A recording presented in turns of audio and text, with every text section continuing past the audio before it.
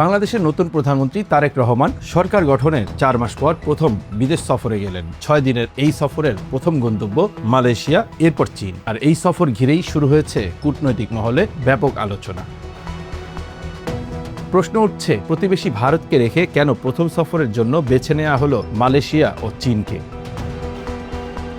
বিশ্লেষকদের মতে এর পেছনে রয়েছে একটি সুস্পষ্ট কৌশল। বাংলাদেশের রাজনীতিতে ভারত ও চীন দুই পরাশক্তিকেই অত্যন্ত গুরুত্বপূর্ণ হিসেবে দেখা হয়। ফলে প্রধানমন্ত্রী হিসেবে প্রথম সফরে যদি তিনি সরাসরি ভারত বা চীন যেতেন, তাহলে এক পক্ষকে বেশি গুরুত্ব দেওয়ার অভিযোগ উঠতে পারত। সেই বিতর্ক এড়াতেই প্রথম গন্তব্য হিসেবে বেছে নেওয়া হয়েছে তৃতীয় দেশ মালয়েশিয়াকে। মালয়েশিয়া বাংলাদেশের জন্য শুধু একটি বন্ধুত্বপূর্ণ দেশই নয়, এটি বাংলাদেশের অন্যতম বড় শ্রম বাজার। লাখ লাখ বাংলাদেশি কর্মী সেখানে কাজ করছেন। একই সঙ্গে মালয়েশিয়া আঞ্চলিক রাজনীতিতে তুলনামূলক নিরপেক্ষ অবস্থান বজায় রাখে এবং চীন ও পশ্চিমা বিশ্বের সঙ্গেও ভালো সম্পর্ক রাখে। ফলে সফরের শুরুটা মালয়েশিয়া দিয়ে করা কূটনৈতিকভাবে নিরাপদ এবং ভারসাম্যপূর্ণ একটি বার্তা বলেই মনে করা হচ্ছে। তবে সবচেয়ে বেশি নজর এখন চীন সফরের দিকে, কারণ 23 থেকে 26 জুন পর্যন্ত বেইজিং সফরে বেশ কয়েকটি বড় অর্থনৈতিক ও অবকাঠামোগত ইস্যু আলোচনায় আসতে পারে।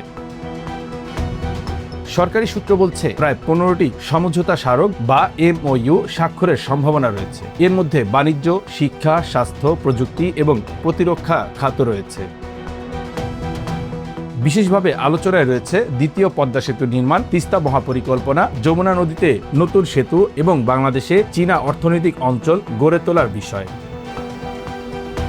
সম্প্রতি চীনের অর্থায়নে প্রায় 4000 কোটি টাকার একটি অর্থনৈতিক অঞ্চলের প্রকল্প অনুমোদন পেয়েছে। এছাড়া সফরের সময় বেইজিংয়ে বিনিয়োগ সম্মেলনের আয়োজনেরও উদ্যোগ নেওয়া হয়েছে, যাতে আরও বেশি চীনা বিনিয়োগ বাংলাদেশে আনা যায়।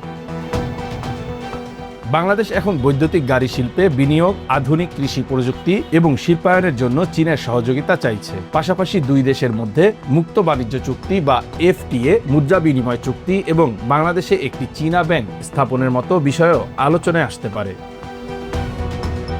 অন্যদিকে এই সফরের একটি গুরুত্বপূর্ণ রাজনৈতিক বার্তাও রয়েছে। আওয়ামী লীগ সরকারের সময় ভারতকে তুলনামূলক বেশি গুরুত্ব দেওয়া হয়েছিল বলে বিএনপি দীর্ঘদিন ধরে অভিযোগ করে এসেছে। কিন্তু সরকারে এসে তারেক রহমান এমন একটি অবস্থান নিতে চাইছেন যেখানে বাংলাদেশ একই সঙ্গে ভারত, চীন, পশ্চিমা বিশ্ব এবং মুসলিম দেশগুলোর সঙ্গে ভারসাম্যপূর্ণ সম্পর্ক বজায় রাখবে।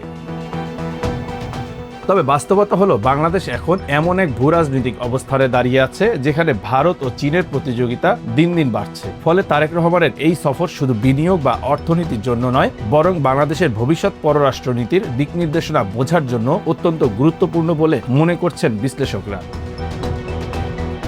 এখন দেখার বিষয় মালয়েশিয়া ও চীন সফর থেকে বাংলাদেশ কতটা অর্থনৈতিক সুবিধা আদায় করতে পারে, আর একই সঙ্গে ভারত ও চীনের মধ্যে কূটনৈতিক ভারসাম্য কতটা সফলভাবে ধরে রাখতে পারে।